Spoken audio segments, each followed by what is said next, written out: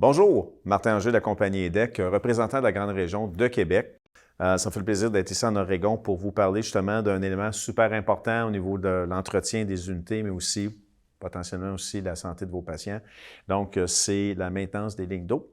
Alors, on va passer un peu de temps là-dessus parce que justement, c'est un élément important dans vos procédures. On utilise l'eau pour essentiellement refroidir les turbines allant très, très, très vite, donc ça surchauffe les structures que vous coupez. Alors, l'eau est importante pour ça. Mais par contre, l'eau, il y a de l'eau, c'est la vie. Et il faut comprendre que dans certains États, provinces ou autres, c'est de plus en plus réglementé la façon dont on gère l'eau. Et je vais vous donner un peu d'informations là-dessus et aussi vous donner certaines solutions qui vont vous permettre de bien maintenir l'ensemble de ces... Et bien sûr, je vous recommande dès maintenant, sur notre site web, vous avez aussi les réglementations pour justement suivre. Vous pouvez trouver ça sur nos sites web, comment maintenir les lignes d'eau. Alors, mais parlons-en maintenant. Donc, vous avez une unité 533B qui est ici. Ça peut être tout ce qui est unité dentaire, nos anciennes unités dentaires, les unités cascades ou 21-22 ou les unités 332. C'est la même chose, c'est le même principe. Donc, dans le domaine dentaire, il faut comprendre qu'on a, en général, en Amérique du Nord en tout cas, l'eau potable. L'eau potable, c'est pour faire de la dentisterie, il faut prendre de l'eau potable ou sinon en chirurgie, là, on prend de l'eau stérile. C'est vraiment comme en implantologie, par exemple, là, c'est des poches et donc c'est dans ce cas-là. Dans la dentisterie générale, vous avez tout simplement de l'eau qu'on peut prendre soit du robinet ou soit aussi de l'eau que vous utilisez pour vos stérilisateurs, de l'eau distillée. Les deux vont fonctionner. Je viens tout de suite à parler de la différence entre les deux. Pour les unités dentaires EDEC, il n'y a pas de problème, vous pouvez prendre l'un ou l'autre. Des fois, il y a des coûts qui sont importants pour créer de l'eau distillée. Donc, je ne dis pas, vous pouvez prendre de l'eau du robinet si vous savez que votre eau est bien sûr potable, mais aussi si, faites attention, si elle est reconnue pour avoir plein de minéraux, calcaire ou fer, à ce moment-là, vous êtes mieux de prendre de l'eau distillée parce que ça peut, bien sûr, affecter la santé de votre unité dentaire. C'est plein de, ce qui contrôle l'eau à l'intérieur, c'est plein de petits pores, même des blocs de métaux. Et ça peut faire des ACV, ça peut bloquer. Même chose aussi, un autre phénomène qui peut endommager, puis c'est pour ça qu'on parle de la santé de vos patients, mais ça peut aussi affecter mécaniquement vos unités dentaires, c'est le biofilm, ça devient un peu comme une espèce de petite, pas des algues, mais presque, mais c'est comme gélatineux, et ça va faire aussi des ACV, ça va faire une perte de performance. Il faut changer tous les blocs de contrôle à ce moment-là, il n'y a rien à faire, c'est très, très dispendieux.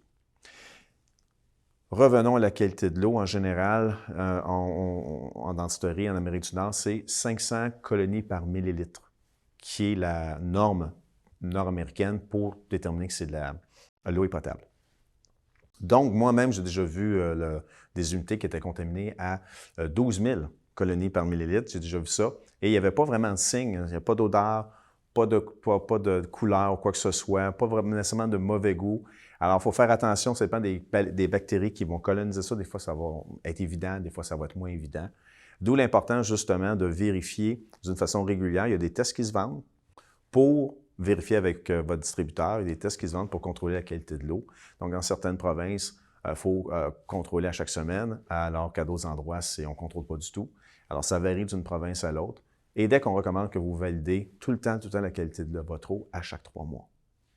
Donc, gardez ça à l'esprit, mais c'est ce que nous recommandons. Mais sinon, suivez toujours les instructions de votre province ou de où vous vous trouvez, votre État ou gouvernement. Alors, ici, on a une bouteille, différents formats de bouteilles. Ici, c'est 2 litres. Et en fait, c'est 2 litres et on vous recommande de remplir, dans le cas des decks, votre bouteille jusqu'à ce niveau-ci, ça va être un 2 litres.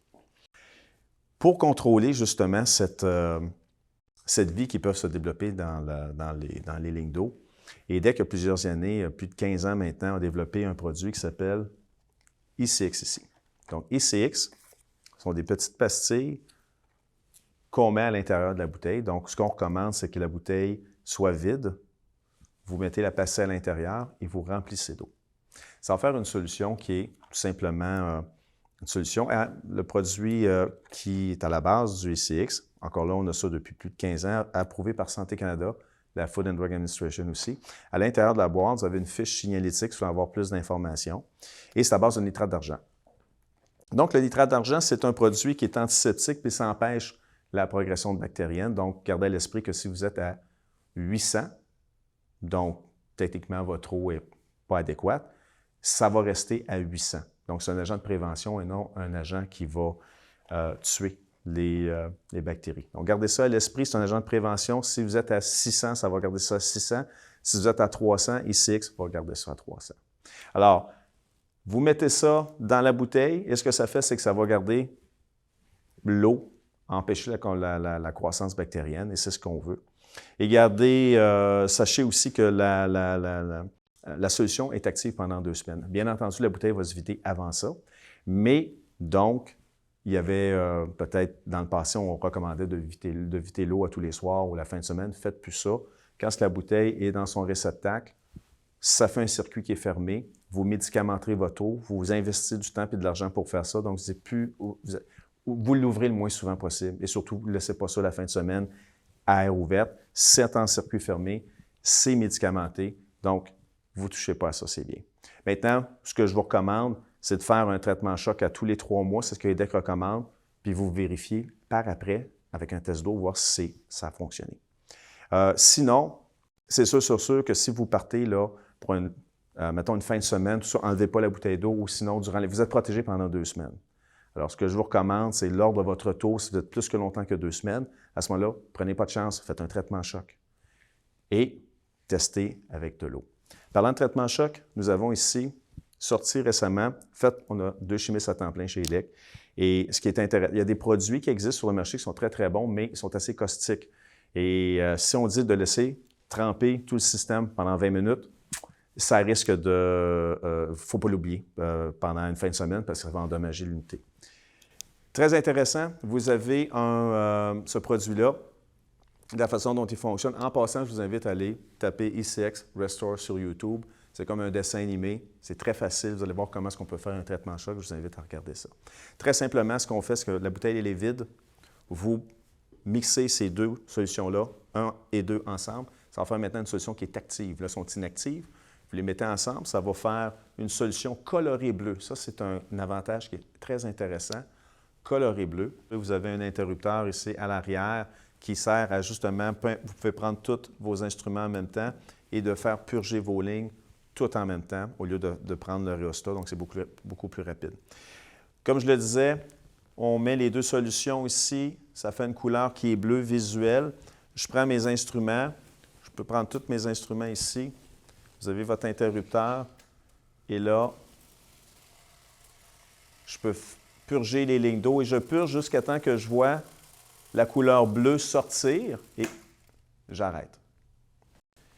Ça peut prendre, bien sûr, 30 secondes. J'ai rapetissé ça, mais lorsque vous la voyez à couleur bleue, c'est visuel, vous savez tout de suite, c'est génial, vous arrêtez et beaucoup de temps. Donc, vous avez un grand temps. Vous pouvez faire ça le vendredi, revenir le lundi et vous avez juste à reprendre de l'eau claire et refaire le processus inverse jusqu'à temps que l'eau claire sorte. Et vous avez... on recommande de le faire, pour être certain, de le faire à 3 reprises. Mais quand on fait, au début, mais lorsqu'on fait on recommence, on fait ça aux 3 mois, une fois, devrait faire le travail. Donc, écoutez, là-dessus, c'est un petit résumé, comment bien entretenir ces lignes d'eau. Bien sûr, consultez le site web. Et n'hésitez pas, c'est un sujet qui est très intéressant et très, très pointu aussi, à communiquer avec votre représentant EDEC local pour plus d'informations. Merci.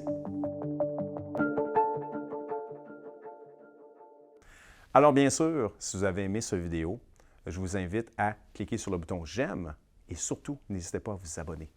Merci.